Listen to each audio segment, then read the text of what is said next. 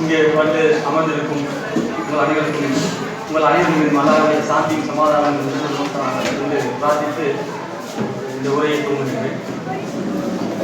முதல் கட்டமாக இந்த மானியமாறு பகுதியில் மானியமாறு முஸ்லீம் கல்வி இயக்கம் நிர்வாகிகள், ஆர்வலர்கள், செயல்படக்கூடிய செயல்வீரர்களுக்கு நன்றியை தெரிவித்துக் கொள்கிறேன். இது ஒரு சிறப்பான வாய்ப்பை எனக்கு வழங்கியதற்காக நன்றியை தெரிவித்துக் கொள்கிறேன். என்னை பற்றி அறிமுகம், என் பேர் சித்தி, நான் ஒரு இன்ஜினியர். இந்த கல்வி பணிகள் வந்து 10 ஆண்டுகளுக்கு மேலே தமிழகத்தில் பல இடங்களில் இந்த மாதிரி கல்வி சார்ந்த விழிப்புணர்வு, வழிகாட்டுதல்கள், வேலைவாய்ப்பு சம்பந்தப்பட்ட பல்வேறு நிகழ்ச்சிகளை நடத்திக்கிறோம். என்னை வந்து 1 மணி நேரம் ப்ரெசன்டேஷன் கொடுக்க சொன்னாங்க. சொல்கிறப்ப நீங்கள் நினைப்பீங்க இன்னும் 1 மணி நேரமா அப்படிங்க. ஸோ இன்ஷால்லா எவ்வளோ சீக்கிரம் முடிக்க முடியுமோ அவ்வளோ சீக்கிரம் முடிச்சுக்கிறேன். நான் முன்னாடியே சொன்ன மாதிரி நான் ஒரு பேச்சாளர் கிடையாது, நான் ஒரு இன்ஜினியர், சரிங்களா? ஸோ அதனால் நீங்கள் கோஆப்ரேட் பண்ணணும். எவ்வளோ தூரம் அமைதியாக இருந்து இந்த நிகழ்ச்சியை சிறந்த முறையில் நடத்துறதுக்கு உதவி செய்வீங்களோ அவ்வளோ சீக்கிரம் நம்ம முடிச்சிடலாம். இதுக்கு முன்னாடி பேசின பேச்சாளருடைய பேச்சுக்களை ரொம்ப ஆர்வமாக கவனித்து கேட்டீங்க. நான் பார்த்த வரைக்கும் ஒரு பின் ட்ராப் சைலண்ட் சொல்லுவாங்கள்ல, அந்த மாதிரி ரொம்ப அமைதியாக இருந்துச்சு. அந்த அமைதியை வந்து இந்த அடுத்த செஷனுக்கும் இன்ஷால்லா நீங்கள் வந்து கொடுக்கணும்.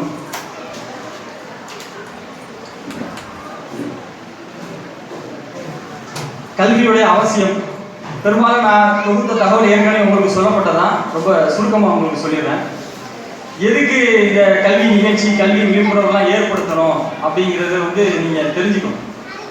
இப்போ இந்த நிகழ்ச்சியில் நான் ஒரு 1 மணி நேரம் பேசணும் அப்படிங்கிறதுக்காக ஏறக்குறைய ஒரு 8 மணி நேரம் ட்ராவல் பண்ணியிருக்கேன்.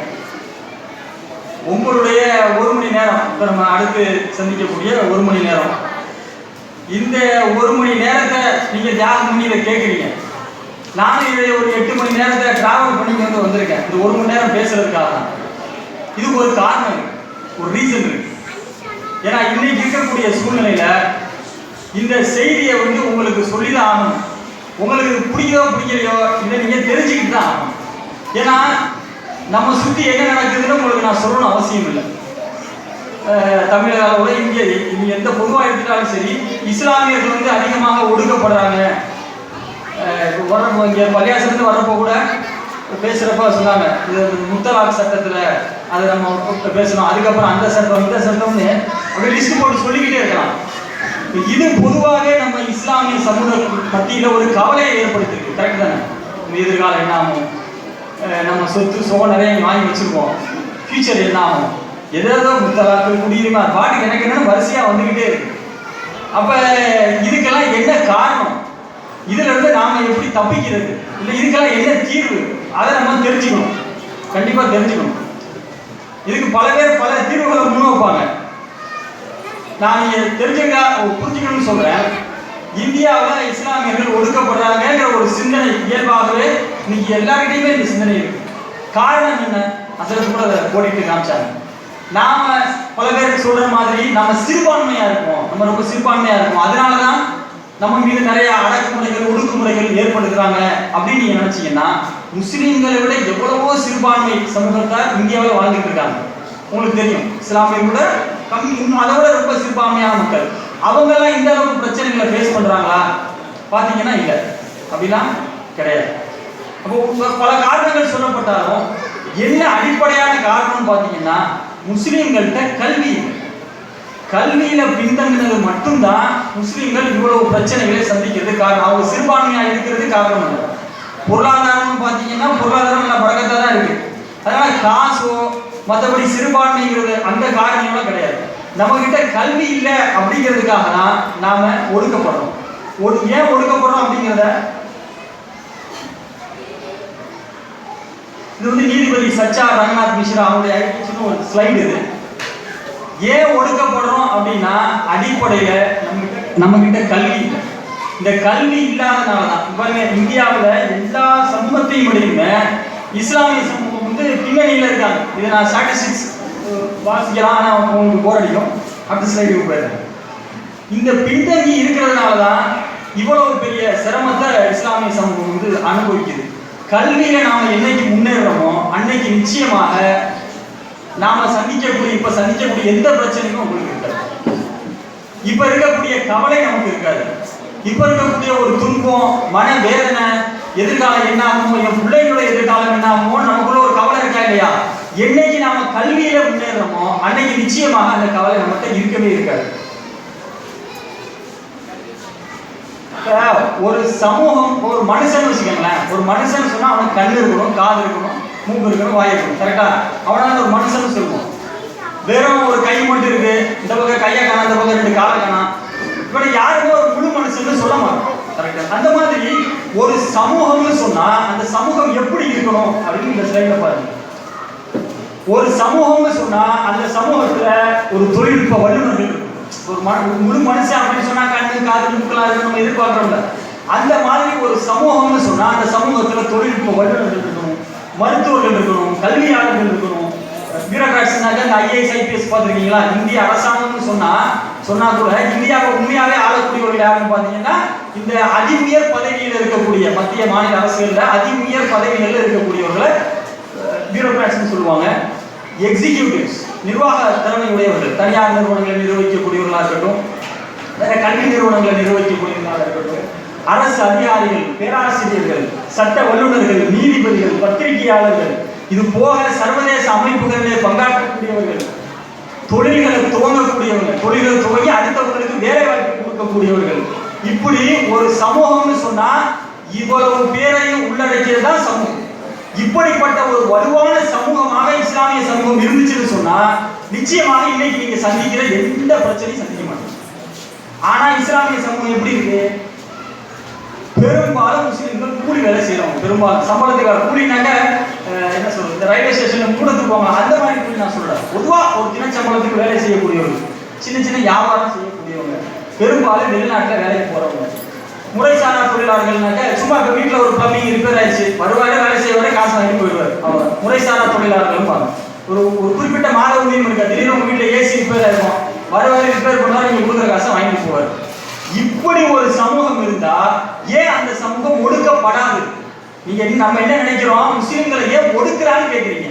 இப்படி இருந்தா யாரெல்லாம் ஒடுக்க மாட்டாங்க? இப்ப நீங்க நம்மளே பேச்சுவாக்கில் சொல்லுவோம், என்ன சொல்லுவோம்னா, இவன் ரொம்ப உஷாருப்பா, இவனை நம்மளால ஏமாற்ற முடியாது, இவன் பேக்கு, இவன் ஒன்றும் இல்லாதுண்ணா, இவனை ஈஸியா ஏமாத்திடலாம் சொல்றது கேட்குறீங்களா? இப்ப எவனுக்கு அறிவு இருக்கோ அவனை வந்து உலகத்துல மனுஷன் எப்படி பார்ப்பான்னா, இவனை ஏமாற்ற முடியாது, இவனை அடிக்க முடியாது, இவனை துன்புறுத்த முடியாது, இவன்கிட்ட நம்மளுடைய என்ன சொல்றது எந்த கோல்மாலும் படிக்காது, எவன் முட்டா பயலா இருக்கானோ அவனை அடிக்கலாம், தூக்கி போட்டு மிதிக்கலாம், என்ன வேணாலும் செய்யலாம். அப்ப நாம ஏன் அடி வாங்குறோம், நாம ஏன் ஒடுக்கப்படுறோம்னு சொன்னா இந்த மாதிரி முதல்ல நாம ஒரு முழு மனிதனாகவே இல்லைன்னு சொல்லணும். நான் சொன்னேன் ஏற்கனவே ஒரு ஸ்லைடு காமிச்சேன். ஒரு சமூகம்னா அப்படி இருக்கும். இதான் சமூக பங்களிப்பு, சமூக கட்டமைப்பு. இந்த எந்த கட்டமைப்பும் இல்லாம என்ன சொல்றது, ஒரு ஒண்ணுமே இல்லாத என்ன சொல்றேன், ஒரு என்ன சொல்றது, கை இருக்கு, கையில விரல் இல்லை, கால் இருக்கு, 2 காலில் 1 கால் தான் இருக்கு, இப்படி ஒண்ணுமே இல்லாம இருந்தா நம்மளை யாருமே தூக்கி போட்டு நிற்போம். சும்மா பொழுது போனா முஸ்லீமை 4 அடி அடிப்போம். அவன் ஒண்ணுமே இல்லை, அற்பத்திலையும் அற்பமானவனா இருக்கும்.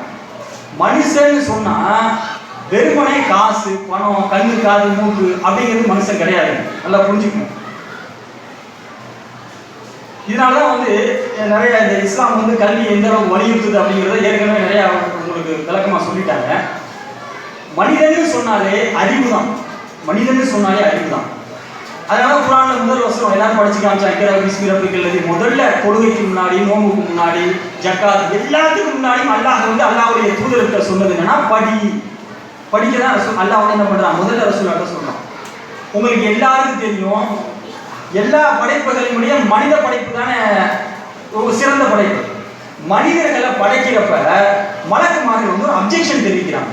என்ன அப்ஜெக்ஷன் தெரிவிக்கிறாங்கன்னா, யாரெல்லாம் மனுஷனையா போய் படைக்கிற, குர்ஆன்ல இருக்கக்கூடிய வசனங்கள் சும்மா சுருக்கி உங்களுக்கு சொல்றேன், ஒரு கதை மாதிரி சொல்றேன். ஏன்னா நேரடியான இந்த வாசகங்கள் இருக்காது, ஒரு சுருக்கி கதையா சொல்றேன். அப்ப அப்ஜெக்ஷன் தெரிவிக்கும் பொழுது அல்லாஹ் என்ன பண்றான்னா ஒரு போட்டி வைக்கிறான். ஏன்னா மனிதர்களை எல்லா படைப்பினங்களையும் விட சிறந்தது அல்லாஹ் ஆக்கி வச்சிருக்கான். குர்ஆன் அப்படிதான் அல்லாஹ் சொல்றான், மனுஷனை எல்லா படைப்பினங்களையும் விட சிறந்தவனை ஆக்கி வச்சிருக்கேன். எதனால மனுஷன் சிறந்தவன் அதை நீங்க சிந்திக்கணும். போட்டி வைக்கிறான். மலக்குமார்களுக்கும் ஆதம் அலைஹிஸ்ஸலாத்துக்கும் போட்டி வைக்கிறான். போட்டி வைக்கும் பொழுது அந்த மனிதன் என்றால் யார், அந்த முதல் மனிதன்ல இருந்து அல்ல ஆரம்பிச்சு காட்டுறான். போட்டி வைக்கிறப்ப பலசாலி யார், 2 பேர் பலசாலி அப்படின்னு நல்லா போட்டி வச்சா ஆதம் அலைஹிஸ்ஸலாம் தோத்து போயிருப்பாங்கல்ல. மலக்குன்னா ரொம்ப பெரிய பலசாலி, இந்த மலையை தூக்கு பார்க்கணும்னா ஆதம் அலைஹிஸ்ஸலாத்தால மலையை தூக்க முடியுமா? முடியாது. அப்போ மனிதனுக்கான யூனிக் ப்ராப்பர்ட்டி, மனிதனுக்கான தனித்தன்மை என்ன அப்படின்னா அல்லாஹ் வச்ச போட்டி அறிவு போட்டி. என்ன போட்டி? இதனுடைய பெயர்கள் எல்லாத்தையும் சொல்லுன்னா மலக்குமார்களால சொல்ல முடியும். மலையை தூக்க சொன்னா தூக்கிருப்பாங்க மலக்குமார்கள், எதை சொன்னாலும் செஞ்சிருப்பாங்க. ஆனா அல்லாஹ் வந்து ஆதம் அலைஹிஸ்ஸலாத்தை சொல்றான், ஆதம் அலைஹிஸ்ஸலாம் அதனுடைய எல்லா பெயர்களையும் சொல்றாங்க. அறிவு போட்டியெல்லாம் அல்லாஹ் என்ன பண்றான், மனிதர்கள் அந்த இடத்துல வச்சு ஆகவே மனிதன் உங்களை விட சிறந்தவன், அவனுக்கு நீங்க சஜிதா செய்யுங்க. சஜிதானா நாம நினைக்கிற மாதிரி இந்த சஜிதா இல்லை, சரிங்களா? அது வேற மாதிரி புரிஞ்சுக்காது. அது அல்லாஹ் என்ன முறைப்படி சஜிதா செய்யணும் அந்த முறைப்படி நமக்கு தெரியாது, அல்லாஹ்க்கு தான் அது தெரியும். இருந்தாலும் அத்தனை படைப்புகளையும் ஆதம் அலைஹிஸ்ஸலாம் அவர்களுக்கு சஜிதா செய்ய சொல்றான். எதனால சஜிதா செய்ய சொன்னா, போட்டியில அவர் ஜெயிச்சார். எந்த போட்டியில ஜெயிச்சாரு? அறிவு போட்டியில ஜெயிச்சார்.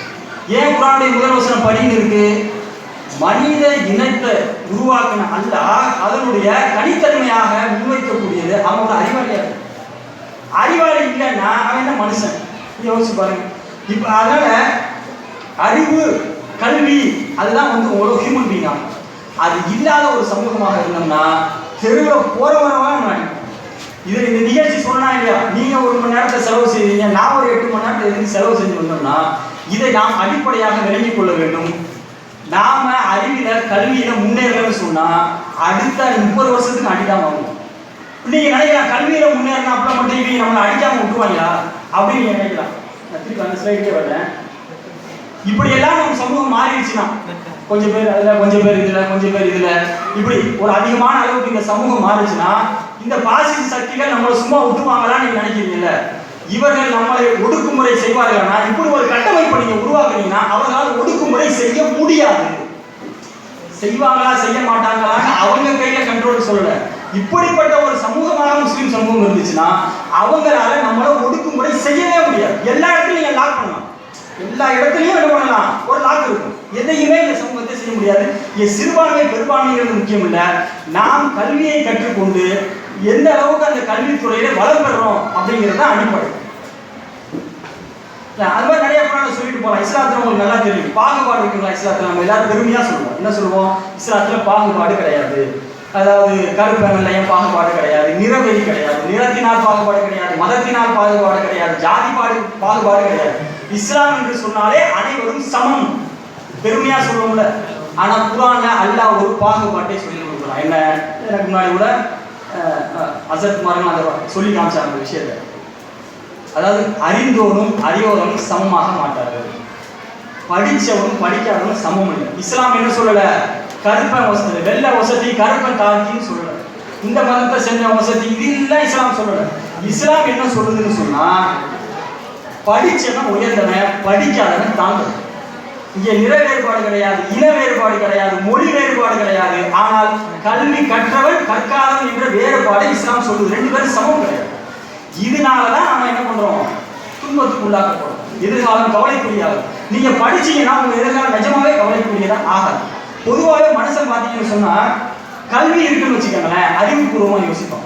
கல்வி இல்லைன்னா உணர்வுபூர்வமா யோசிப்போம். முஸ்லிம்களை சும்மா போற வரவங்க அடிக்கிறான் பாருங்க. முஸ்லிமை போற அவனுக்கு பொழுது போலன்னா நமக்கு 2 சட்டம் போடும் அப்படி இருக்கும். அவங்க ஒரு தூக்க வரல இருந்தா அடுத்த நாள் நமக்கு அகேன்ஸ்டா 2 நாள் நியூஸ் சொல்லி வாசிக்கும். ஏன் போறவங்க அடி வாங்கிட்டு இருக்கோம்னு சொன்னா இந்த இஸ்லாமிய சமூகத்தை தூண்டி விட்டா அவங்களுக்கு அரசியல் லாபம் இருக்கும். ஏன் உங்களுக்கு எதிராக ஏதாவது செஞ்சா நம்ம அதிகபட்சம் தெருவில் கூகுள் கத்துவோம். என்ன பண்ணுவோம்? எல்லாத்துக்கும் ஒரே டெம்ப்ளேட் தான். முத்தலாக் சட்டமா அதுக்கு ஒரு ஆர்ப்பாட்டம், இது அதுக்கு ஒரு ஆர்ப்பாட்டம், இது எல்லாம் வரிசையா ஆர்ப்பாட்டம் தான். ஆர்ப்பாட்டம் பண்ணி என்ன பண்ணுவோம்? நம்ம அவங்க எல்லாம் பெரியார் ஆக்கிடுவோம். பெரிய பாலிடிக்ஸ்குள்ள போக வேணாம். ஆனா ஏன் அப்படி இருக்கணும்னு சொன்னா ஒரு சிந்திச்சு இதை எப்படி எதிர்கொள்ளணும் அப்படிங்கிற நாலேஜ் நமக்கு இல்லாதனால உணர்வுபூர்வமாக செயல்படும். ஒரு மனுஷன் எடுத்துக்கோங்களேன், போனதுக்கு ஒரு நடுக்காட்டுக்கு போய் விட்டாச்சு, விட்டு ஏன்னா உங்கள்கிட்ட இருக்க எல்லாமே போயிடுச்சு. லட்சம் நான் ஃபோன் வச்சிருக்கேன், ஃபோன்ல சார்ஜ் போயிடுச்சு, எல்லாமே போயிடுச்சு. என்ன சட்டை பேண்ட் மட்டும்தான் இருக்கு, இவ்வளவுதான் இருக்கு, நடுக்காட்டுல இருக்கேன். ஏன் கூட இல்லை இருக்கு, நல்லா இருப்பான், அது எப்பவுமே நல்லா இருப்பான், நடுக்காட்டுலையும் இருப்பான், இப்பவும் இருப்பான். நான் பிறகுறதுக்கு முன்னாடி நல்லா இருந்தான், என்ன நான் மௌத்தானதுக்கப்புறம் நல்லா இருப்பான். தட் இஸ் அது என்ன சொல்லுது? அது அல்லா வந்து எப்பவுமே இருப்பான். அதை விட்டுருக்கேன். வேற என்ன அவங்க கூட இருக்கும்? எல்லாம் போச்சு. உங்கள் ஊருக்கு வரணும், நீங்கள் நடுக்காட்டில் உங்களை விட்டாங்க, ஊருக்கு வரணும், எது உங்கள் கூட இருக்கும்? ஃபோன் சுவிட்ச் ஆஃப் ஆகிடுச்சுன்னு வச்சுக்கோங்களேன், ஒரு 6 மணி நேரம் சுற்றுவீங்க, ஃபோன் சுவிட்ச் ஆஃப் ஆகிடுச்சு, என்ன பண்ணுவீங்க? எதுக்கு உங்கள் கூட இருக்கும்? என் அறிவு மட்டும்தான் எனக்கு வரும். சரிங்களா? நான் என்ன கற்று வச்சுருக்கணும், என்ன நாலேஜோ அது மட்டும்தான் என் கூட இருக்கும். வேறு எதுவுமே என் கூட இருக்காது. என் காசு, பணம், ஃபோன் எல்லாம் என்னை விட்டு போயிடும். அறிவுங்கிறது மட்டும்தான் நாமளும் அந்த இடத்துல ஒரு வழிகாட்டும், வாழ வைக்கும், என்ன வேணாலும் சொல்கிறாங்க. சரிங்களா? இதனால் இந்த இஸ்லாமிய சமூகம் பார்த்தீங்கன்னு சொன்னால், ஏன்னா உங்களுக்குலாம் அந்த கவலை இருக்குல்ல, ஏன்னா நம்ம போட்டு இது மிதிக்கிறாங்க, அது ஏன்னு நீங்கள் தெரிஞ்சுக்கணும், அதை எப்படி ஓவர் கம் பண்ணுறதுக்கு நம்ம தெரிஞ்சுக்கணும்.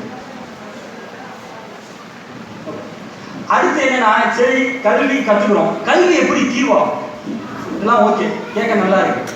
படித்தா இந்த பாசிச சக்திகள் எதுவும் ஒன்றும் செய்யாதா அப்படின்னு நீங்கள் வச்சிங்கன்னா, படிக்கிறதுல என்ன நன்மைன்னு நான் உங்களுக்கு சொல்கிறேன். இப்போ நான் படிச்சிருக்கேன், படித்து ஒரு நல்ல வேலையில் இருக்கேன், எனக்கு தெரிஞ்ச நிறைய சகோதரர் நிறைய இடத்துல இருப்பாங்க. இப்போ எனக்கு ஒரு துன்பம் வருதுன்னு வச்சுக்கோங்களேன், நான் நிஜமாவே சொல்கிறேன், எனக்கு ஒரு துன்பம் வருதுன்னா அதை எப்படி சால்வ் பண்ணணுங்கிற அறிவு எனக்கு இருக்கும். இல்லை அப்படின்னா என் கூட படித்தவங்கள ஒருத்தன் காவல்துறையில் இருப்பான், என் கூட படித்தவன் ஒருத்தன் இராணுவத்தில் இருப்பான், என் கூட படித்த ஒருத்தன் வக்கீலாக இருப்பான். இப்படி நான் படிக்கிறப்ப எனக்கு ஒரு இன்டலெக்சுவல் நெட்வொர்க் ஒரு பில்டிங்காகவே ஃபார்ம் ஆகிடும். இயற்கையாகவே ஒன்று இருக்கும். எனக்கு ஒன்றுன்னா அந்த துறை சார்ந்த ஆள்கிட்ட கேட்டு விளங்கி தெரிஞ்சு என் பிரச்சனையை சால்வ் பண்ணுறதுக்கான முழு அறிவு என்கிட்ட இருக்கும். அதுக்கான லாபின்னு சொல்லுவாங்க. லாபின்னா என்ன சொல்கிறது, லாபின்னா சொல்லுவாங்க, தமிழ் மொழிபெயர்க்குன்னு எனக்கு தெரியல. அதை அவரோட பேசி நான் சரி பண்ணிடுவேன், நிஜமாவே சரி பண்ணிடுவேன். எனக்கு ஒரு பிரச்சனை வச்சுக்கோங்களேன், யாரை அணுகி அதை எப்படி சரி பண்ணணும் எனக்கு தெரியும். இப்படி பண்ண தெரிஞ்சா நான் எதுக்கு ஆர்ப்பாட்டம் பண்ணுறேன், நான் எதுக்கு போராட்டம் பண்ணுறேன், எனக்கு தேவையே கிடையாது. அதாவது ஒரு குடும்பத்துடைய வளர்ச்சி தான் சமூகத்துடைய வளர்ச்சி. இப்படி ஒவ்வொரு குடும்பமும் இருந்துச்சுன்னு வச்சுக்கோங்களேன், இப்படி ஒவ்வொரு முகலாவும் இருந்துச்சுன்னு வச்சுக்கோங்களேன், உங்களுக்கு பிரச்சனையே இல்லையே. நம்ம அசல் முன்னாடி சொல்லி காமிச்சாங்க. இப்போ நம்ம ஆடூர், மானியம் ஆடூர், இந்த இடத்துல இது எல்லாத்தையும் ஆளுக்கு ஒரு ஆள் இருக்காங்க. ஒரு எஜுகேஷனிஸ்ட் இருக்காரு, ஒரு பேராசிரியர் இருக்காரு, ஒரு சைட், எல்லாம் ஒரு ஆள். என்ன மொத்தமாக லட்சே ஒரு 50 பேர் இங்கே சொன்னாங்க. எனக்கு ஒரே ஒரு 300 தலைக்கட்டு இருக்குன்னாங்க. இந்த 300 தலைக்கட்டில் 50 பேர் இதில் எல்லாத்துலையும் இருந்தால் உங்கள் ஊரில் ஏதாவது பிரச்சனை வருமா? ஒன்றுமே வரும். என்ன நடந்தாலும் சரி, அந்த ஆளுக்கு நம்ம ஃபோனை போட்டோம்னா அவர் டைரக்ஷன் கொடுத்துருவார் என்னென்ன செய்யணும்னு. அது அப்படியே பொசுங்கி போயிடும். நீங்கள் சந்தோஷமாக நிம்மதியாக வாழணும். இதை விட்டுவிட்டு எல்லாரும் வெள்ளாடுன்னு போனீங்கன்னா அதோட துன்பங்கள்லாம் ஏற்கனவே விளைக்கிட்டாங்க உங்ககிட்ட. ஓகேவா? போனீங்கன்னா தெருவில் போகிறவங்களாம் இருக்கும். ஒரு 10 காசு புண்ணியெல்லாம் வந்து 4 மிதி மிதிச்சுருக்கோம். ஏன் எவ்வளவு மிதிச்சாலும் அந்த பலகீனத்தில் இருக்கும். கத்தலை நம்ம காதுக்கு தான் கேட்கணும், வேற எவங்க காதுக்கும் கேட்காது. வேற யார் காதுக்காவது கேட்கணும்னா இதுல இருக்கணும். சர்வதேச அளவுக்கு கூட காதில் கேட்க வைக்கணும். இங்கே அடித்தோம்னா அதெல்லாம் நடந்துருக்குங்க. உங்களுக்கு தெரியும், இப்போ குஜராத் கலவரத்தை பற்றி நம்ம நிறையா பேசுகிறோம். இந்த ஆஸ்திரேலியாவை சேர்ந்த ஒரு பாதிரியார் ஒருத்தர் எரிச்சு கொல்லப்பட்டார். ஒருத்தர் ரொம்ப நடந்தது. அது எவ்வளோ பெரிய சர்வதேச இஷ்யூ ஆச்சு தெரியுங்களா? அதுக்காக நிறைய சர்வதேச அமைப்புகள்லாம் வந்து பல்வேறு நெருக்கடிகளை கொடுத்தது. அந்த மாதிரி நம்முடைய குரலை வந்து எல்லா தளத்திலையும் கொண்டுட்டு போகணும் அப்படின்னா, இல்லை எல்லா பிரச்சனைகளுக்கும் தீர்வு வேணும்னு சொன்னால் அறிவு தளத்தில் தான் இருக்கு. நான் உங்களுக்கு வேற மாதிரி சொல்கிறேன். இப்போ இதெல்லாம் இருந்தால் ஒரு சமூகம் பாதுகாப்பாக இருக்கும்னு நீங்கள் நினைக்கிறீங்கன்னு வச்சுக்கோங்களேன். இதை சாதிக்கிறதுக்கு காசு தேவையா, கல்வி தேவையா? யோசிச்சு பாருங்க. ஒரு சயின்டிஸ்ட் ஆகணும், காசு வச்சு முடியுமா? ஆனால் அரசு அதிகாரி எடுத்துக்கோங்களேன், அந்த எக்ஸாமில் பாஸ் பண்ணாதானே கவர்மெண்ட் போஸ்டிங் கொடுப்பாங்க. யூபிஎஸ்சி எக்ஸாமில் கிளியர் பண்ணாதானே ஐஏஎஸ் ஐபிஎஸ் ஆக முடியும். இது எல்லாத்துக்கும் தேவை கல்வியா காசா? வேற என்ன? கல்வி தான். Knowledge primary. ஒரு காலேஜில் போய் படிச்சீங்கன்னா அதுக்கு நம்ம காசு என்ன சொல்றது, ஃபீஸ் கட்டணும்னு வச்சுக்கோங்க, அது செகண்டரி. ஆனால் பிரைமரி என்னன்னு சொன்னால் அறிவு, நாலேஜ், கல்வி. இது மூலியமா மட்டும்தான் நம்ம என்ன பண்ண முடியும், அதை சாதிக்க முடியும். கல்வி எப்படி தீர்வாங்கன்னு சொன்னாங்க. அப்போ நீங்கள் படிச்சீங்கன்னா உங்களுக்கு ஒரு இன்டெலெக்சுவல் நெட்வொர்க் இருக்கும். அந்த நெட்வொர்க் மூலியமா உங்களுக்கு எவ்வளோ பிரச்சனை வந்தாலும் நீங்கள் அதை சால்வ் பண்ணிருக்கீங்க. என்ன பிரச்சனை வந்தாலும் சார், ABCD XYZ சொல்லிக்கிட்டே போகலாம். எவ்வளோ பிரச்சனைகளை நீங்கள் சந்திக்க நினைக்கிறீங்களோ எல்லாத்தையும் நீங்கள் அங்கங்கே ஆளை வச்சு சரி பண்ணிட்டு போயிட்டே இருக்கீங்க. நீங்கள் எனக்கு என் நண்பர் ஒருத்தர் அவர் வந்து சொன்னார், எங்களுக்கு ஒரு பிரச்சனை வந்துச்சுன்னு சொன்னால் நாங்கள் வந்து என்ன பண்ணுவோம், ஒரு சர்ச்சுக்கு போகிறோம். சர்ச்சுக்கு போனால் அங்கே வந்து ஒரு அரசு அதிகாரி வருவார். நாளைக்கு சண்டே சர்ச்சுக்கு போவாங்க. அப்போ அந்த ஒரு சர்ச்சில் வந்து ஒரு கூட்டம் நடக்குதுன்னு சொன்னால் ஒரு அரசு அதிகாரி வருவார், ஒரு மருத்துவர் வருவார், எல்லாருமே அங்கே வருவாங்க. அப்போ வரும்பொழுது நம்ம அங்கே போய் கேட்டோம்னா அவங்க எங்களுக்கு வந்து அதுக்கான ஒரு கைடன்ஸ் கொடுத்துருவாங்க. இப்போ நம்ம பள்ளியாசம் வச்சுருக்கோம், ஜும்மா நடக்குது, எனக்கு ஒரு பிரச்சனை, ஜும்மா தொழுக போகிறேன், இல்லைங்க ஒரு காவல்துறை பிரச்சனை, எத்தனை இன்ஸ்பெக்டர் தொழுக வர்றாரு? இன்ஸ்பெக்டர் தொழுக வராரு நான் சொல்றேன், இன்ஸ்பெக்டர் யாருமே இல்லையே, எங்க தொழுக வருவேன்? ஒருத்தர் யாரும் பள்ளியாசலுக்கு போனா எனக்கு எங்க வீட்லயும் எங்க வீட்டு பக்கத்துல பள்ளியாசல் இருக்கு. பள்ளியாசலுக்கு போனா எனக்கு என்ன தெரியுமா வேலையாகும்? என் செல்போன் ரிப்பேர் பார்த்து கொடுப்பான் ஒரு பையன், செல்போன் வச்சிருக்க வருவான், ஸ்கிரீன் கிழிஞ்சிச்சுன்னா அது ஸ்கிரீன் போட்டு கொடுப்பான். இந்த மாதிரி நம்ம பள்ளிக்கு போனா நமக்கு என்ன வேலை ஆகும்னா இப்படி தான் பள்ளியாசல தொழுகி தான் போறேன். வேற நீங்க நினைச்சுக்காதீங்க, சமூகத்துடைய அவல நிலையை சுட்டி காட்டுறதுன்னு சொல்றேன். நீ பள்ளியாசலுக்கு தொழுக போறியா வேற இருக்குன்னு கேட்காதீங்க. அப்ப அவங்களால ஒரு வாரத்துக்கு நான் வந்து என்ன சொல்றது, ஒரு தேவாலயத்துக்கு போறேன்னு சொன்னா அங்க அந்த சமூகத்தை சேர்ந்த பல துறைகள்ல பங்களிக்கிற பல பேர் வர்றாங்க. வர்றப்ப என்னால என் பிரச்சனைக்கு தீர்வு காண முடியும். எனக்கு ஆர்ப்பாட்டத்தை யாரும் ஆர்ப்பாட்டம் பார்த்துருக்கீங்களா? சமுதாயத்தில் நம்மளுடைய சிறுபான்மையா இருக்கக்கூடியவங்க ஆர்ப்பாட்டம் பண்ணி பார்த்துருக்கீங்களா? அவங்களுக்கு பிரச்சனை இல்லையா? அவங்களுக்கு எல்லா துறையும் ஆட்கள் கல்வியில நம்பர் 1 அவங்க தான். கல்வியில நம்பர் 1 காலேஜ் எதாவது காலேஜ் நம்பர் 1 அவங்க தான். அப்ப அவங்களுக்கு கல்வியில முன்னேறி இருக்கிறதுனால அவங்க நம்மளுடைய சிறுபான்மையான மக்கள். ஆனா அவங்க பிரச்சனை சந்திச்சு நீங்க பார்த்துருக்கீங்களா? கிடையாது. ரோட்டுக்கு வந்து போராடி பார்த்துருக்கீங்களா? இந்த சகோதரர் அதாவது முஸ்லீம்கள் இத்தனை அமைப்பு இருக்கு, இது இஸ்லாமியோட சிறுபான்மை சமூகம் இருக்காங்க, அவங்ககிட்ட ஏதோ ஒரு 4 அமைப்பு காட்டுங்க இருக்காது. ஏன் இருக்காது? அவங்களுக்கு அமைப்பு தேவையில்லையே. என்னால என் பிரச்சனையை சால்வ் பண்ண முடியும்னா நான் எதுக்கு போயிட்டு ஒரு அமைப்புல கடிதம் கொடுக்குறேன்? இங்க ஏன் இத்தனை தேவைன்னா இங்க யாரும் படிக்கல. ஒரு சாதாரண ஸ்டேஷன்ல எப்படி காவல்துறை அதிகாரிகள் பேசணுங்கிற அறிவு கிடையாது, எதுவுமே தெரியாது. அவனுக்கு தெரிஞ்சதெல்லாம் அதிகபட்சமா போய் ஜமாத்துல கம்ப்ளைண்ட் பண்றது, இந்த அமைப்பு அந்த இயக்கம் இந்த அமைப்பு கம்ப்ளைண்ட் பண்றது, அவ்வளவுதான் தெரியும். இந்த பிரச்சனையை நானே சால்வ் பண்ணிக்கிறேன்னா எனக்கு எதுக்கு அமைப்பு தேவை கிடையாது. அதெல்லாம் வராது. சொன்னார் அந்த மக்கள் ஒரு அமைப்பா திரண்ட, அவங்க எந்த காலத்துல அமைப்பா திரளவே மாட்டாங்க. ஏன்னா அதுக்கான அவசியமே இல்லையே. எல்லாம் படிச்சவங்க, எவ்வளவு பெரிய பாசிச ஆட்சி வந்தாலும் அவர்களுக்கு எதிராக எவ்வளவு பெரிய ஒடுக்குமுறைகள் அமல்படுத்தப்பட்டாலும் அதையெல்லாம் கலைந்து எடுக்கக்கூடிய அறிவு கல்வி கட்டமைப்பு அவங்க கிட்ட இருக்கு. அவங்க ஏன் அமைப்பா திரளணும்? அவசியமே இல்லை. நான் இன்னைக்கு வந்து ஒரு தேவாலயத்துக்கு போறேன் சார் இந்த மாதிரி பிரச்சனை சார், ஒரு போன்ல முடிச்சிருங்க, போய் நிக்க தேவையில்லை. வாங்க வேலை பிடிச்சிருக்கோம், வாங்க 4 மணிக்கு அந்த அலுவலகம் மாறிகள் மிக மாபெரும் பிரம்மாண்டமான அந்த ஆர்ப்பாட்டம் தேவையே கிடையாது. ஒரு போன் காலை முடிச்சுட்டு போயிட்டே இருப்பாங்க. அவங்க எல்லா இடத்துலையும் இருக்காங்க, மேல இருந்து கீழே. அப்படி நாமும் இருந்தா நமக்கும் பிரச்சனை வராது. இன்னும் நீங்க நம்பலனா இந்த கல்வினால அதெல்லாம் என்னதான் படிச்சாலும் சரி இந்த பாசிசவாதிகள் நம்மளை அடக்கிடுவாங்க ஒடுக்கிடுவாங்க நினைச்சீங்கன்னா ஒரு எக்ஸாம்பிள் உங்களுக்கு சொல்றேன். முகமது மூசி ஒரு IAS ஆஃபீஸர். அவர் என்ன பண்ணாருன்னா 2019 எலெக்ஷன்ல மோடி வாரணாசி தொகுதியில வந்து பிரச்சாரத்துக்கு வர்றாரு. 2019 வாரணாசி தொகுதியுடைய தேர்தல் அதிகாரியா அவர் இருக்காரு. யாரு? முகமது மூசி IAS ஒரு முஸ்லீம் அதிகாரி.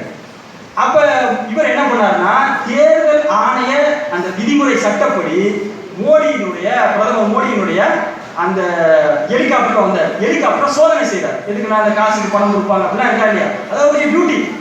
உடனே பிரதமர் மோடிக்கு கோவம் வந்துருச்சு. நீ எவ்வளவு பெரிய மோடின்னு சொன்னா எவ்வளவு பெரிய பிம்பம் கட்டமைக்கப்பட்டதுன்னு உங்களுக்கு தெரியும். என்னுடைய வாகனத்தை நீ சோதனை செய்வியா? உடனே அவருடைய பலத்தை பயன்படுத்தி சஸ்பெண்ட் பண்ண வச்சிட்டாரு. சஸ்பெண்ட் பண்ணா ஒரே வாரத்துல அந்த சஸ்பெண்ட் ஆர்டரை கேன்சல் பண்ணிட்டு இன்னைக்கு அந்த முகமது மூசிங்கிற IAS அதிகாரி இன்னைக்கு IAS ஆபீசரா. நீங்க நினைக்கிறீங்களா மோடி இவரு என்ன ஆச்சு? என்ன செய்ய முடியல அவரால்? ஏன்னா அவர் IAS அதிகாரி, அவரை யாராலும் செய்ய முடியாது. மோடியே நினைச்சாலும் செய்ய முடியும். அவர் கல்வி நீங்க பாக்குறீங்க, பத்திரிகையில படிக்கிறீங்க, அகலாக் அடித்துக் கொல்லப்பட்டார், ஜுனை அடித்துக் கொல்லப்பட்டார். அடித்துக் கொல்லப்பட்டவங்க லிஸ்டெல்லாம் பாருங்க, படிச்சவன் எவனா இருப்பானா? அண்டான காட்சிய கல்வி அறிவு இல்லாதவனை தான் தூக்கி போட்டு மிதிக்க முடியும், அடிச்சு கொள்ள முடியும். நீங்க பாக்குற வீடியோக்கள் எல்லாமே கல்வி அறிவு இல்லாதவன். கல்வி அறிவு இருக்கிறவன் என்ன தெரியுமா பண்றான்? மோடியா இருந்தாலும் யாரா இருந்தாலும் போப்பா நகரு நம்ம வாகனத்தை சோதனை செய்யணும். இன்னைக்கு சோதனை செஞ்சு பிரச்சனையாகி அது என்ன வேணா ஆயிட்டு போகுது. இன்னைக்கு அவர் IAS ஆஃபீஸர் என்ன செய்ய முடிஞ்சது? பாசிசத்தால் டிரான்ஸ்ஃபர் அது என்னதான் பண்ண முடியுமே தவிர அவரை வந்து நம்ம வீடியோக்கள் சும்மா பரப்பாங்கல்ல, அடித்து கொலை, இந்த மாட்டுக்கறிக்காண்டி அடித்து கொலை, இதெல்லாம் தவறு, கண்டிக்கணும். இல்லைன்னு சொல்லல, ஏன்னு தெரிஞ்சுக்கங்க. அதுக்காக அதை நீங்க நியாயப்படுத்தல. படிச்சவனா இருந்தாலும் படிக்காதவனா இருந்தாலும் அவனை அடிச்சு கொள்ளக்கூடாது, தப்பு. ஆனா நான் உங்களுக்கு என்ன சொல்றேன்னா, ஏன் எதுக்கு விவரத்தை தெரிஞ்சுக்கங்க. யாருக்கு அடிக்க வேண்டியது யாராவது முடியாது, இதான் நான் சொல்ல வரேன். நாம் கல்வியில முன்னேறினா பாசிசம் நம்மளை எதுவும் செய்யாதா அப்படின்னு கேட்டீங்கன்னா செய்ய முடியாதுங்கிறது. அவன் செய்வானா செய்ய மாட்டானாங்கிறது, அவனால எதுவுமே செய்ய முடியாது. அதனாலதான் வந்து இந்த கல்வியுடைய அவசியத்தை நம்ம வந்து தெரிஞ்சுக்கணும். கல்வி மூலியமாக பல நன்மைகள் இருக்கு. இப்போ ஒரு சின்ன உதாரணம் சொல்லணும்னா, கேரளாவில் வந்து பினராயி விஜயனுக்கு உள்ளாட்சி தேர்தலில் பெரும்பான்மையான இடங்கள்ல அவங்க ஜெயிச்சாங்க. ஜெயிக்கிறப்ப அவங்க பேட்டி எடுத்தாங்க. சில தொகுதிகளில் வந்து பாசிச சக்திகள் ஜெயிச்சிருக்காங்களே, அதுக்கு நீங்க என்ன பண்ண போறீங்கன்னா, அதுக்கு பினராயி விஜயன் கேரளாவுடைய சீஃப் மினிஸ்டர் அவர் சொல்றாரு, அந்த எல்லா இடத்துலையும் நான் வந்து கல்வி வளர்ச்சி, கல்வி கூடங்களை அதிகப்படுத்துவேன், கல்வி வளர்ச்சியை ஏற்படுத்துவேன். என்னைக்கு கல்வி வளர்ச்சி கூட இருக்கோ அந்த இடத்துல பாசிசம் தோற்கும். வேற கற்பனை கிடையாது. அதாவது கல்வியில கேரளா வந்து கல்வியில ரொம்ப உயர்ந்த மாநிலம். இன்னைக்கு வரைக்கும் பாசிசம் வந்து ஒரு சவாலாக கருதக்கூடிய ஊர்னு பாத்தீங்கன்னா கேரளான்னு சொல்லலாம். அப்போ 1-2 இடங்கள்ல எப்படி ஜெயிச்சாங்க பாசிசவாதிகளை கேட்கும்போது, அப்படியா அந்த இடங்கள்ல நான் கல்வி வளர்ச்சியை அதிகப்படுத்த போறேன். கல்வி எந்த இடத்துல வளருதோ அந்த இடத்துல பாசிசம் வீழும். நீங்க அரசியல் வெற்றியாக இருந்தாலும் சரி, கல்வி அவசியம். கல்வி அடிப்படை அவசியம் கூட நான் சொல்லணும். அரசியல் வெற்றிக்குமே இன்னைக்கு கல்வி தான் அவசியம். சமூக ஒற்றுமை இருக்குங்க, நிறைய பேசுவோம். சமூக ஒற்றுமை தனி கல்வி எப்படி சமூக ஒற்றுமை ஏற்படுத்தும்னா, நிறைய சமூக ஒற்றுமையை பற்றி நிறைய பேசணும். சமூகத்தை எது பிரிக்கிறது தெரியுங்களா? நான் பார்த்து என்னுடைய பார்வை இருக்கட்டும். இப்போ குரான் ஹதீஸ் வந்து ஒருத்தர் ஒரு மாதிரி அணுகுவார், அவர் ஒரு தத்துவம் கொடுப்பார். இன்னொரு மாதிரி அணுகுவார். ஏன்னா ஒருத்தவங்களுக்கு அறிவு இருக்குல்ல. எனக்கு கருப்பு சட்டை பிடிக்கும், உங்களுக்கு சிவப்பு சட்டை பிடிக்கும், அழகு ஒன்று பிடிக்கும். இதை இது அவருடைய முடிவு, இது அவருடைய ஃபத்வா, இது அவருடைய நாலேஜ் அப்படின்னு பார்க்குற சிந்தனை இல்லை இந்த சமூகம். உடனே இவர் சொன்னதான் சரி, அதுக்கு எவன் மாற்று கருத்து சொல்றானா அவன் காஃபி கொடுத்தோம். ஏன் புரிஞ்சிக்க மாட்டான். அதாவது அல்லாஹ் சொன்னவங்களை நம்ம சொல்லிட்டான், குரான்ல இருக்கு, ஹதீஸ்ல இருக்கு, ரசூலுல்லாஹ் என்ன சொல்லணுமோ சொல்லிட்டாங்க. பல விஷயங்கள் நம்மகிட்ட விட்டு போயிட்டாங்க. நீ ஏன் முடிவு செஞ்சுக்கமான்னு விட்டாங்க. இப்போ நானே முடிவு செய்யறதுன்னா நான் இஷ்டப்படி தான் முடிவு செய்வேன். ஏன் அறிவு நான் இஷ்டப்படி முடிவு செய்யறது எப்படி உலக மக்கள் அனைவருக்கும் இருக்கும் இருக்காது. அதை நம்ம தலைப்பு பேசுறாங்க, ரொம்ப இதாக போகும். உண்மையாவே இந்த சமூகத்துக்கு கல்வி அறிவு வந்துச்சுன்னு வச்சுக்கோங்களேன், இந்த சமூகத்தில் பிரிவினையே இருக்காது. ஆட்டு மந்த மாதிரி யாருமே ஓட மாட்டாங்க. படிப்பறிவு இல்லாததுனால தான் அப்படியே ஓடுது. இங்கோடுது, அங்கேயும் ஓடுது, இன்னொருத்தன் கடை வந்து அந்த கடைக்கும் ஓடுது. ஏன்? அறிவு இல்லை, கல்வி அறிவு இல்லை. அப்போ இந்த கல்வி அறிவு இந்த சமூகத்துக்கு வந்துச்சுன்னா அழகா பார்ப்பாங்க. எப்பா நான் ஒரு ஃபோன் வச்சிருக்கேன், நீ ஒரு ஃபோன் வச்சிருக்க, ஃபோன்னா இதான் ஃபோன், அது ஃபோனே இல்லை அப்படின்னா மண்டையில் நிற்கல. நான் சிவப்பு சட்டை போட்டிருக்கேன், நீ கருப்பு சட்டை போட்டிருக்க. சிவப்பு சட்டை போட்டவன் தான் முஸ்லீம், கருப்பு சட்டை போட்டவன் எவனுமே முஸ்லீம் 10 ரூபா கொடுத்தா எவனா நம்புவோமா? அப்படிதான் இருக்கு உண்மை. ஆனால் அது மக்களுக்கு விலக தெரியல. நாலேஜ் இருந்துச்சுன்னா அறிவு இருந்துச்சு. அதனால பார்த்தீங்கன்னா அறிவுபூர்வமான இந்த மார்க்கெட்டில் எவ்வளோ அனாச்சாரங்கள், எவ்வளோ மூட நம்பிக்கையெல்லாம் அவங்களுக்கு புரிந்துச்சு பாருங்க. என்ன அது பேசிட்டே போகிறோம். அதனால உண்மையாகவே அறிவுள்ள சமூகமாக இருந்துச்சுன்னா இப்படி பல கூட பிரிஞ்சிருக்காரு. ரொம்ப ரொம்ப எளிமையா அழகா சகோதரத்துவத்தோட எல்லாம். அதாவது இந்த ஊரில் ஒருத்தர் வந்து பண்டிகை விற்க முடியுமா? முடியாது. ஏன்னா அது நீங்கள் விலைக்கு வச்சிருக்கீங்க. பண்டிகைங்க ஆறாங்க விழுப்புரம். அதே மாதிரி தான் பிரிவினையை வந்து இந்த சமூகம் சரியான பார்வையில் பார்த்துருச்சுன்னா எப்படி பண்டிகை அண்ட விடாது, அது மாதிரி பிரிவினை அண்ட விடாது. அதை நாலேஜ் இல்லை, பிரித்து பகுத்தறிவுக்குள்ளே நாலேஜ் இருந்துச்சுன்னு சொன்னால் நிச்சயமாக இந்த சமூகம் ஒற்றுமையில சமூகமாக இருக்கும். கல்வி அறிவு நிறைய பேர் இந்த சமூக ஒற்றுமைக்கு என்ன செய்யலாம்னு பல வாதங்களை அடிப்படையாக சொல்வது கல்வி அறிவை இந்த சமூகத்துக்கு நீங்க கொடுத்து பாருங்க. நீங்க நினைக்கிற ஒற்றுமை இந்த சமூகம் அடையும் 100% அடையும். தமிழ்நாட்டில் முஸ்லிம்கள் மத்தியில் 100 பேர் கடை வச்சாலும் சரி, 100 ஜமாத் ஆரம்பிச்சாலும் சரி, சமுதாயம் ஒற்றுமையா அந்த நாலேஜ் அந்த தெளிவு அவர்கிட்ட இருந்துச்சு. அடுத்து என்ன சொல்லுவோம் அப்படின்னா, எல்லாரும் தான் இப்போ படிக்கிறாங்க.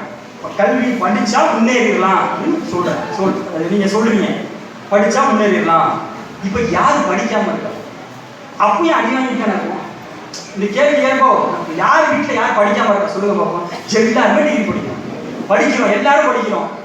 ஏன் இந்த சமூகம் இன்னும் முன்னேறல? கல்வியினால் இந்த சமூகம் முன்னேறும்னா யார் வீட்டில் டிகிரி படிக்காம இருக்காங்க? எல்லாரும் படிக்கணும். கரெக்டா? எல்லாரும் படிக்கிறாங்க. வீட்டில் சொத்தை வீட்டாலும் படிக்க வச்சுட்டு தான் இருக்கும். அதாவது இப்போ எப்படி ஆச்சு தெரியுங்களா? படிக்கிறதுக்கு முதல்ல காசு தேவை கிடையாது. நான் அப்புறமா சொல்றேன். பொம்பளை பிள்ளைக்கு வந்து எப்படி நகை போடுறாங்களோ அந்த மாதிரி ஆம்பளை பசங்களுக்கு வந்து படிக்க வைக்கிறது அது ஒரு சீர் சாந்தி மாதிரி ஆகிப்போச்சு. 4 லட்சம் 5 லட்சம் கட்டி படிக்க வைக்க என்ன படிக்கிறாங்க ஏது படிக்கிறாங்க அதெல்லாம் தெரியும். அது பொம்பளை பிள்ளைக்கு ஏன்னா சொல்லணும்ல, நான் உன்னை காசு வச்சு படிக்க வச்சிடடா, காசு கட்டி லட்சக்கணக்கில் காசு கட்டி படிக்க வச்சிடடான்னு பேரண்ட்ஸ் சொல்லணுங்கிறதுக்காண்டே அது எது காசு கட்டி கொடுக்குறான்னு எனக்கே தெரியல. அந்த மாதிரி எல்லாருமே படிக்கிறோம். படித்தாலும் நம்மளால ஏன் முன்னேறலன்னா இது 2 விஷயம் இருக்கு. கல்வி பயனுள்ள கல்வி, பயன் இல்லாத கல்வி. பயன் இல்லாத கல்வியை கோடி ரூபாய் கொடுத்து படித்தாலும் 10 காசுக்கு புண்ணியம் கிடையாது. பயனுள்ள கல்வியை 1000 ரூபா 2000 ரூபா கொடுத்து படிச்சிங்கன்னா கூட யூஸ் இருக்கு. சரிங்களா? அதனால இதை புரிஞ்சுக்கங்க. எல்லாம் பேசி முடிச்சதுக்கப்புறம் சொன்னதெல்லாம் கரெக்டாக தான் இருந்துச்சு, எல்லாரும் தானே படிச்சுட்டு இருக்கோம், இன்னும் அப்படியே நடுத்தரவில் தானே நிற்கிறோம்னா பயனில்லாத கல்வியை படிச்சீங்கன்னா நடுத்தரவு தான், இன்னும் கடைசி வரைக்கும் நடுத்தரவு தான் நிற்கணும், வெளிநாடு தான் போகும். பயனுள்ள கல்வி பயனில்லாத கல்வினா என்ன அப்படின்னா, ஒரு பட்ட படிப்பு படிக்கணும், இது ஒரு பயனில்லாத கல்வி. என்னப்பா அது படிப்படின்னு சொல்லிட்டு பட்ட படிப்புனா பயனில்லாத கல்வின்னு சொல்றாரு. வெறும் டிகிரி மட்டும் ஒருத்தனை முன்னேற்கிறது. படிப்பு இருக்கணும், அது அவசியம். ஒரு டிகிரி அவசியம். அந்த படிப்பு கேட்ட அறிவு இருக்கணும், அதை நடைமுறைப்படுத்தக்கூடிய திறன் இருக்கணும். இதுதான் பயனுள்ள கல்வி. இந்த கல்வி இருந்துச்சுன்னு சொன்னா நிச்சயமாக இஸ்லாமிய சமூகம் வந்து அந்த கல்வித்துறையில நிலவும். உங்களுக்கு புரிஞ்சுக்க மாதிரி சொல்றேன். இப்போ நீங்க வந்து இன்ஜினியரிங் படிக்கிறீங்க. இன்ஜினியரிங் நான் பிஇசி படித்தேன். இன்ஜினியரிங் எம்டெக் படித்தேன். இதே இன்ஜினியரிங் படிச்சுட்டு எனக்கு இப்போ நான் வாங்குற கரண்டாக வாங்குற சம்பளம் ஒரு ஸ்பீச்சுக்காக சொல்லுவேன், 2 லட்ச ரூபா ஒரு மாதத்துக்கு எனக்கு சம்பளம். ஒரு மாதத்துக்கு எனக்கு சம்பளம் 2 லட்ச ரூபா. ஒரு லீடிங் சாஃப்ட்வேர் கம்பெனியில் சாஃப்ட்வேர் இன்ஜினியராக இருக்கும். என் சம்பளம் பெருசு நீங்கள் நினச்சிடாதீங்க. ஏன்னா சொல்லி என் சொந்தக்கார பையன் ஒருத்தரலாம், அவன் ஒரு மாதத்துக்கு 4 லட்ச ரூபா சம்பளம் வாங்குறான். இன்னும் அடுத்து ஏன்னா என்னோட கூட பிறந்தாங்க, அவர் ஒரு மாதத்துக்கு 8 லட்ச ரூபா சம்பாதிக்கிறார். எது வருஷ சம்பளம் சொல்லலை, மாத சம்பளம் தான் சொல்லுவீங்க. நீங்கள் வேறு வருஷத்துக்கு தம்பி வாய்க்கிற வரைக்கும் மாதம்னு சொல்லிட்டாருன்னு நினச்சிடாரு. இது எல்லாமே மந்த்லி சார் தான். நானும் இன்ஜினியர் தான் படித்தேன். எத்தனையோ பேர் இன்ஜினியரிங் படிச்சுட்டு 8,000 வேலை பார்த்துட்டு தான் இருக்காங்க. அதான் சொல்கிறேன், பயனுள்ள கல்வி வேற பயனுள்ள கல்வி வேற. படிப்பை உள்வாங்கிக்கிட்டு அதுக்கான திறன் உள்ளவர்களாக நீங்கள் இருந்தீங்கன்னா கண்டிப்பாக உங்களால் முன்னேற முடியும். ஏதோ நானோ எனக்கா உனக்கா இப்படி சும்மா படிச்சிங்கன்னா அது வெறும் டிகிரி வச்சு கிழிச்சு தான் போகணும். இப்போ உங்களுக்கு புரிஞ்சுக்கிற மாதிரி சொல்கிறேன். அது என்னப்பா ஏன் டிகிரியை போய் ஏன் பயனில்லாத கல்வின்னு சொன்னீங்கன்னு புரிஞ்சுக்கிறதா சொல்கிறேன். இப்போ நீங்கள் ஒரு புதுசாக கார் வாங்குறீங்க, ஒரு மெர்சிடிஸ் பென்ஸ் கார் வாங்குறீங்க, சரிங்களா? லட்சம் 25 லட்ச ரூபாய் வாங்கிட்டீங்க. வாங்கி அதுக்கு ஒரு டிரைவர் போடணும் அப்படிங்கிறதுக்காக ஒரு அட்வர்டைஸ்மெண்ட் பண்ணுறீங்க. பண்ணுறப்ப ஒருத்தர் வர்றாரு, வந்து என்ன சொல்கிறாரு, சார் என்கிட்ட டிரைவிங் லைசன்ஸ்லாம் இருக்குது, அப்படியா நல்லா கார் ஓட்டியா, காரெலாம் ஓட்ட தெரியாது, டிரைவிங் லைசன்ஸ் மட்டும் வச்சுருக்கேன், வேலை கொடுங்க, நான் வேலை கொடுப்பீங்களா? இப்போ அவரை நம்பி இங்கேருந்து நம்மளால் சென்னைக்கு போக முடியுமா? காரெலாம் ஓட்ட தெரியாது, டிரைவிங் லைசன்ஸ் வச்சுருக்கேன். அந்த மாதிரி தாங்க எதாவது சொல்கிறது, படிச்சிருக்கான், இன்ஜினியர் படிச்சிருக்கான், அவனை இன்டர்வியூ எடுத்தா துக்குமே பண்ணிட்டான், சுத்தம் கிணத்துல போட்ட கல் மாதிரி. அப்படி கேள்வி கேட்டீங்கன்னு வச்சுக்கோங்களேன், அப்படியே முடிக்கிறான்.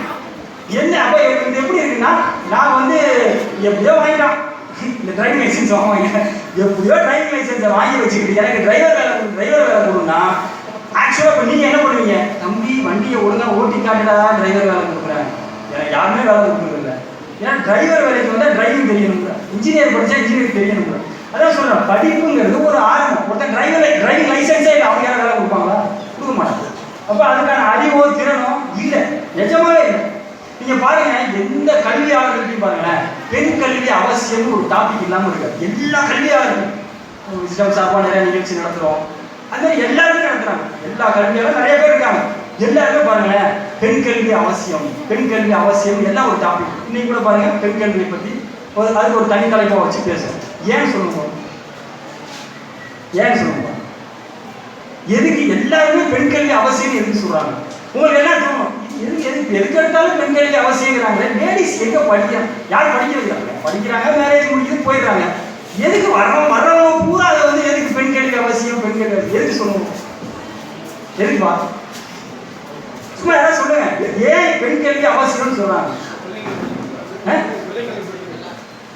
அதாவது இந்த கல்வி தளத்தில் இருக்காங்கல்ல, இந்த பசங்களோட அடிச்சு ஒரு ஒண்ணுமே தெரிய மாட்டேங்குது. பொண்ணுக்கு 100 விஷயம் தெரிஞ்சா பையனுக்கு 2 விஷயம் கூட தெரிய மாட்டேங்குது. இவங்களை வச்சு இந்த சமுதாயத்தை முன்னேற்றணும்னா நடக்கவே நடக்காது. பொம்பளை பிள்ளைங்க படிச்சு வந்தாதான் உண்டு. விளையாட்டு சொல்லலாம், ஒரு பொம்பளை பிள்ளைக்கு இருக்கிற அறிவு பையன் கிடையாது. நான் திருப்பி ஸ்லைடுக்கே வரேன். இப்போ இந்த ஸ்லைடு எடுத்துக்கோங்களேன், பசங்களை இதே மாதிரி நின்று கத்தி அவனுக்கு ட்ரைனிங் கொடுத்து, நான் இந்த மாதிரி கல்வி விழிப்புணர்வு நிகழ்ச்சி மட்டும் நாங்கள் நடத்துறது இல்லை. கேரியர் கவுன்சிலிங் மாதிரி நடத்துவோம், ஜாப் வேலை வாய்ப்பு எப்படி வாங்குறதுலாம் பயிற்சி கொடுப்போம். தொண்டை தண்ணி போயிடும். அவனுக்கு சொல்லி கொடுக்குறதுக்குள்ள நமக்கு மனது படிச்சது. இவ்வளவு பெரிய சாதனையை பசங்களை வச்சு சாதிக்கணும்னா 50 வருஷத்துக்கு 50,000 பேர் கிடந்து சாகணும். அப்போ கூட முடியுமான்னு தெரியாது. ஆனால் பெண் பிள்ளைகள் இருக்கக்கூடிய அறிவு, அவங்களுடைய நாலேஜ், அவங்க இருக்கிற மார்க் பார்த்துருக்கீங்களா, எங்கேயோ இருக்கும். அவங்க படிச்சாங்கன்னா 10 வருஷத்துல அச்சீவ் பண்ணுவாங்க. இப்போ எப்படின்னா, இஸ்லாமிய சமூகத்தை பெண்கள் தான் காப்பாற்றணுங்கிற சூழல். படிக்க மாட்டான். அவன் நீட் எக்ஸாம் மார்க் பாருங்க, அவன் வீட்டில் இருக்க பொம்பளை பிள்ளை நீட் எக்ஸாம் மார்க் எடுத்து பாருங்க, பாஸ் ஆகிறதுக்கு தலையால தண்ணி குடிக்க வேண்டியிருக்கு. அந்த பிள்ளை செகண்ட் ரேங்க் எடுத்துட்டு வருது. இந்தியாவை பொறுத்த வரைக்கும் பார்த்தீங்கன்னா, இது எஜுகேஷன் சிஸ்டம் சரியா தப்பா அது நான் போக விரும்பல. ஆனால் இங்கே வந்து எக்ஸாம் தான். படிக்க மார்க் எடுக்கிறீங்களா, என்ன வேணாலும் இந்த இந்த லிஸ்ட்டில் என்ன வேணாலும் நீங்கள் என்ன வேணாலும் ஐஐடி போய் படிக்கிறீங்களா படிங்க. சுந்தர் பிச்சை உங்களுக்கு தெரியும். சுந்தர் பிச்சைங்கிறது அவர் எந்த அளவுக்கு பண்ணிக்கிருக்காரு. ஆஸ்திரேலியா அரசாங்கம் ஒரு சட்டம் போடுது. சுந்தர் பிச்சைக்கு ஆஸ்திரேலியா அரசாங்கத்துக்கு என்ன சம்பந்தம்? அவர் சொல்றாரு ஆஸ்திரேலியா அரசாங்கத்துக்கு இந்த சட்டத்தை நீ எதிர்க்கணும். எடுக்கலன்னு சொன்னா நான் வந்து கூகுள் சேவையை நிறுத்திடுவோம் உங்க நாட்டில். கூகுள் சேவையை நிறுத்தினா நாடு நின்றுங்க. நிஜமா சொல்லுங்க. கூகுள் சேவையை நிறுத்தினா அந்த நாடு அழிஞ்சு போச்சுன்னு அர்த்தம். ஒரு நாடு என்ன சட்டத்தை போடணும்னு தீர்மானிக்கிற இடத்துல இருக்கிறவர் யாரு? ஒரு தமிழர், ஐஐடியில் படித்தவர். சரிங்களா?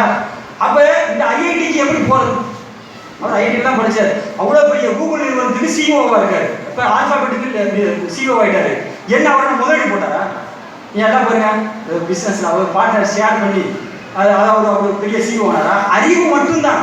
அப்போ அந்த ஐஐடியில் படிக்கிறதுக்கு ஜேஇ எக்ஸாமை கிளியர் பண்ணக்கூடிய திறமை தகுதி இவருக்கு இல்லையா? என்ன பண்ணுறது? அப்பதான் அதனாலதான் எல்லாரும் பெண்கள் வாங்க இவங்க இந்த பிள்ளைங்க படிக்குதுங்க. நிஜமா நீங்க பாத்தீங்கன்னா அரசு தேர்வுகளில் பெண்கள் பாஸ் ஆகி வர்ற அளவுக்கு ஆண்கள் பாஸ் ஆகிறது கிடையாது. இஸ்லாமியர்கள் வந்து 3.5% ஒதுக்கிட்டு இருக்காங்க. இவங்க கஷ்டப்பட்டு பாஸ் ஆகிறது லேடிஸ் விட்டு அவங்களும் அறிவிக்கிறோம். எல்லா சீட்டும் அறிவிக்கிறோம். இதெல்லாம் நீங்க அதுதான் எல்லா கல்வியாலும் எடுத்துக்கோங்களேன். பெண் கல்வி சொல்றது ஒரே ரீசன் என்னன்னா, நீங்கள மாதிரி அடிச்சுங்களோட சண்டை போட்டு எந்த காலத்துல நம்மளும் சேர்ந்துதான் அகதிகமாக நமக்கு போகணும் இருக்கு. ஏன்னா அந்த தாய்மார்கள் பொம்பளை பிள்ளைங்க படிச்சு அதுக்கு இந்த மாதிரி அரசு அதிகாரிகள்லாம் பெரிய பெரிய ஆளாக வந்து அந்த பிள்ளைங்க நம்மளை காப்பாற்றினா அப்படிதான் அறிவிங்க சமூகம். அதனால பார்த்தீங்கன்னா பெரும்பாலும் எல்லாருமே பெண் கல்வி அவசியம்னு ஒரு டாபிக் வச்சிருப்பாங்க. ஏன்னா இந்த கல்வி தளத்தில் இருக்கிறவங்க இந்த பசங்களோட மாறிடுச்சு நம்பிக்கை இறந்துட்டாங்க. நீங்கள் வச்சுக்கலாம் ஒன்றும் பண்ண முடியாதுப்பா அப்படின்னு.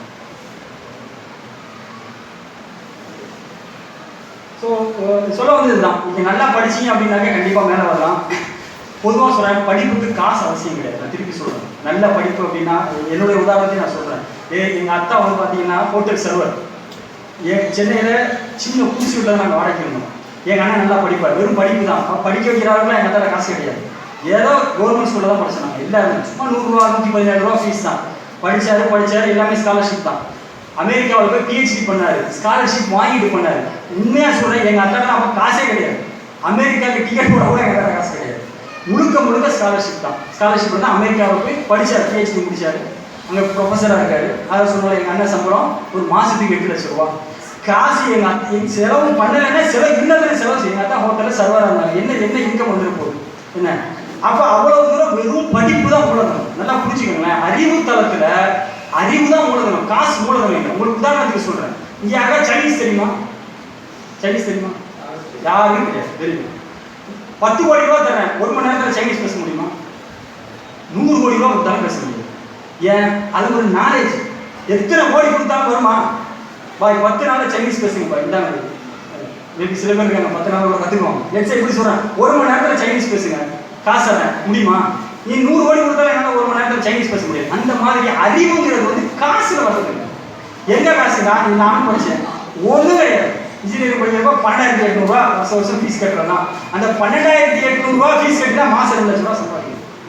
அதனால படிப்புக்காக நீங்கள் செலவு செய்யக்கூடிய ஒவ்வொரு நேரமும் உங்களுக்கான. நான் எல்லாருமே தான் சொல்லுவேன், படிப்புனா பசங்களுக்கு நஞ்சா கசங்க படிக்க சொல்லி பாருங்க.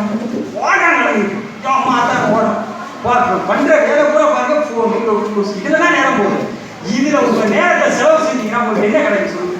நீங்க நினைக்கக்கூடாது நம்ம சமுதாயத்தில் இருக்க பசங்கள்லாம் வந்து வேஸ்ட். அதாவது என்ன சொல்றது, அறிவு இல்லாதவன் டோட்டலா சொல்ல முடியுமா? அப்படி கிடையாது. அறிவுள்ள பையன் தான், எல்லாமே இருக்கு. ஆனா அந்த கல்வியை நோக்கி திரும்ப மாட்டாங்க. அதான் இங்க இருக்க சிக்கல்.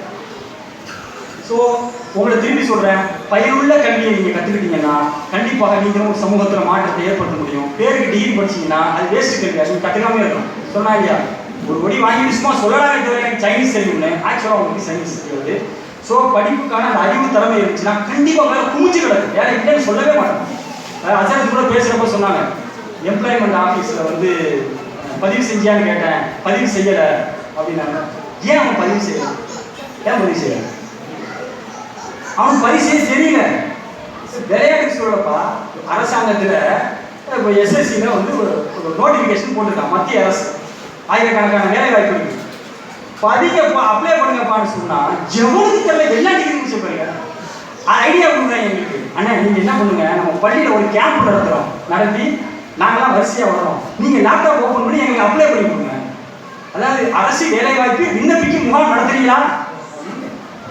ஏன்னா டிகிரி வரை படிச்சிருக்க அசத்து கேட்கறாங்க, ஏன் எம்ப்ளாய்மெண்ட்ல அப்ளை பண்ணல தெரியல.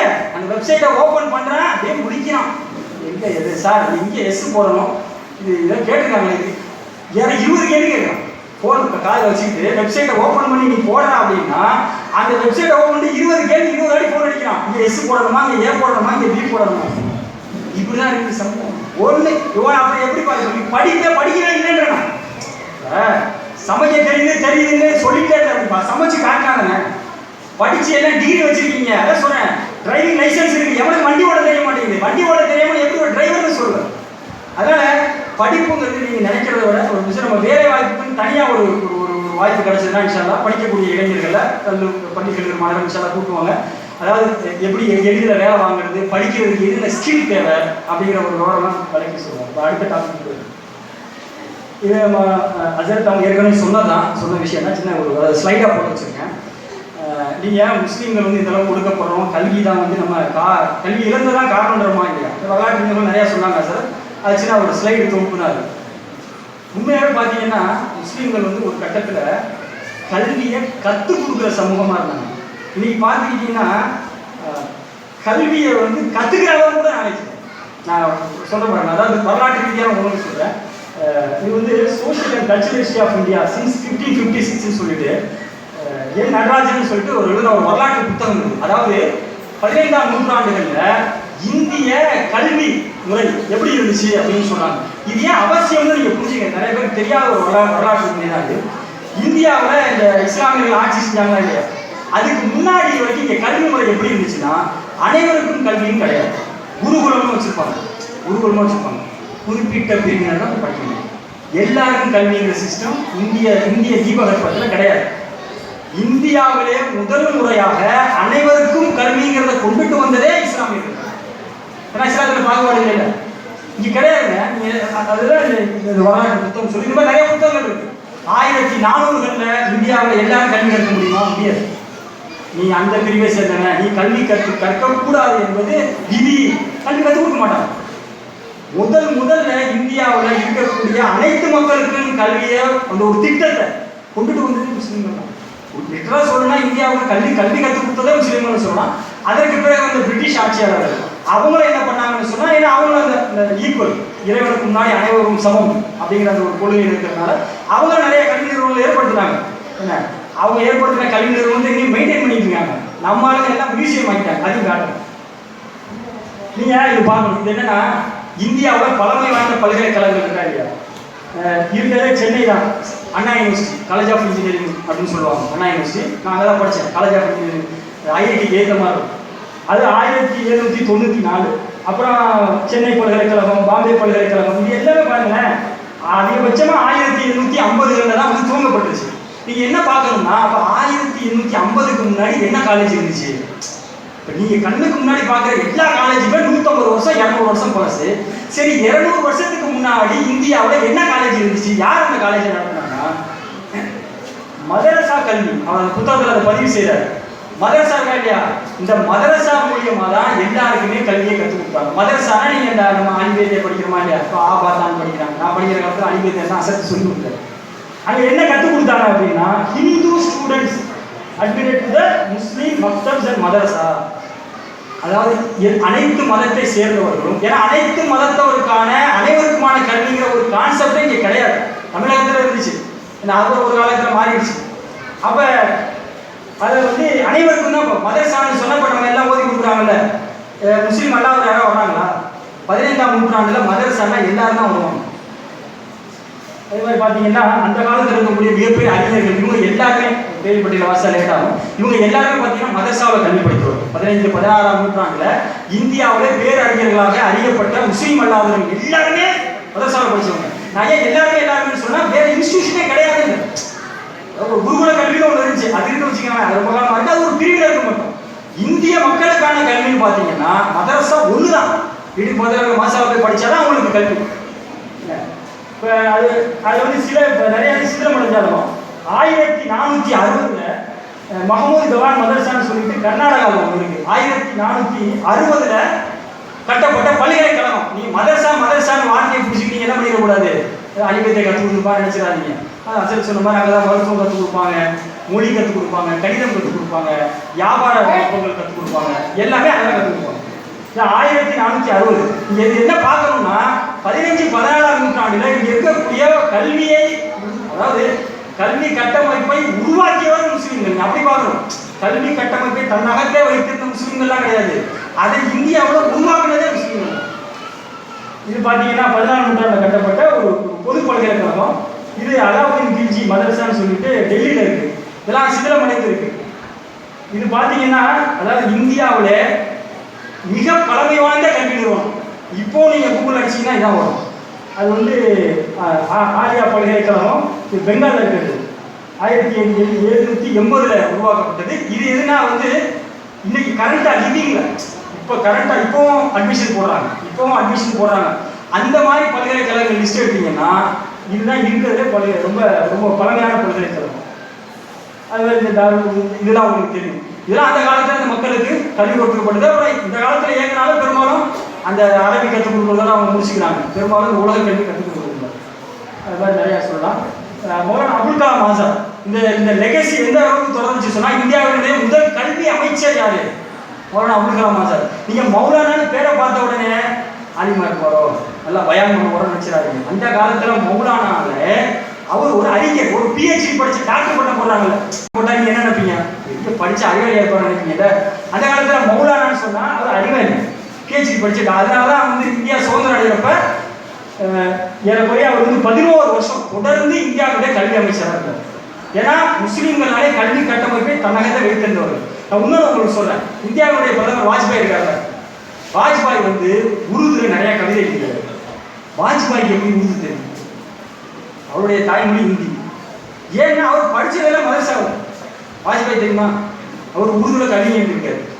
ஒரு தாய்மொழி ஹிந்தி இருக்கிற ஒரு நண்பர், ஒரு சகோதரனுக்கு உருது எப்படி தெரிஞ்சு? நான் உருது மொழி அது சொல்ல வரல. அவர் படிச்ச இடம் மதரசா. படிச்சதுனால உருதுலன்னு சொல்லி அங்கே உருதுல சொல்லி கொடுத்தாங்க. பார்த்தீங்கன்னா உருதுலாம் சொல்லி கொடுப்பாங்க. அப்போ அவர் அதனாலதான் அவர் உருது கற்றுக்கிட்டாரு. எந்த அளவுக்கு உருது கற்றுக்கிட்டாரு? உருதுல கவிதை எழுதுவார். வாஜ்பாய் வந்து உருதுல கவிதை எழுதுவார். அப்ப அந்த காலத்துல கல்வினாலே முஸ்லீம்கள். அப்புறம் வந்து இன்னும் கூட நம்ம மத்திய அரசினுடைய இணையதளங்கள் இருக்கக்கூடியது நேஷனல், அதாவது இந்தியாவுடைய சுதந்திர இந்தியாவுடைய கல்வி கட்டமைப்பை நிர்வகித்த ஆர்கிடெக்ட் மௌலானா அபுல் கலாம் ஆசாத். இன்னைக்கு வரைக்கும் கூட அவர் சொல்றாங்க, இந்தியாவுடைய தேசிய கல்வி தினம் மௌலானா அபுல் கலாம் ஆசாத் அவருடைய பேர்ல தான் வந்து கண்டக்ட் பண்றாங்க. இப்போ அந்த அளவுக்கு இருந்துச்சு. சொல்ற மாதிரி என்னாச்சுன்னா, அப்புறம் இந்த சுதந்திரம் வந்துச்சு. அப்புறமா எல்லாரும் கல்வி வகுப்பு நடத்துறது நிற்கும். இதில் பொறுமை தெரியுங்களா? இந்த தவறு இந்த இஸ்லாமிய சமூகம் 2வது வாட்டி செஞ்சிடக்கூடாது.